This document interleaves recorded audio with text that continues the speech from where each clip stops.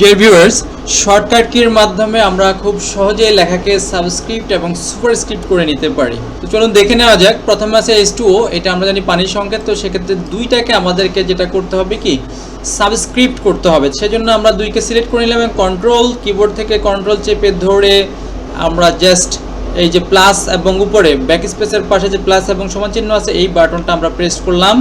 Just দেখুন viewers, সঙ্গে সঙ্গে আমাদের এটা কি লেখাটাকে সাবস্ক্রিপ্ট হয়ে গেল, স্বাভাবিক লেখার নিচে চলে আসলো। আর এখানে ভিউয়ার্স দেখুন একটি সূত্র আছে, গণিতের সূত্র a + b হোল স্কয়ার। এখন এই যে আমাদের 2 এটাকে স্কয়ারে রূপান্তর করতে হবে, তাহলে কন্ট্রোল চেপে ধরে আমরা প্রত্যেকটা 2 যেগুলোকে স্কয়ার করতে হবে আমাদেরকে সুপারস্ক্রিপ্ট করতে হবে, এগুলোকে সিলেক্ট করে নিলাম। এখন কিবোর্ড থেকে একই সাথে কন্ট্রোল শিফট চেপে ধরে সেম ওই বাটনটাই সমান এবং প্লাস চিহ্ন যেটা ব্যাক স্পেসের পাশে আছে এই বাটনটা আমরা একসাথে চাপ দেব, মানে কন্ট্রোল এবং শিফট চেপে ধরে এই বাটনটা চাপ দেব। ওকে, তো ভিউয়ার্স দেখতে পাচ্ছেন যে আমাদের স্কয়ার কিন্তু হয়ে গেল। এখন প্রশ্ন হচ্ছে যদি আমরা এই যে শেষে যদি স্কয়ার থাকে তাহলে আমরা সেটাকে কি করব?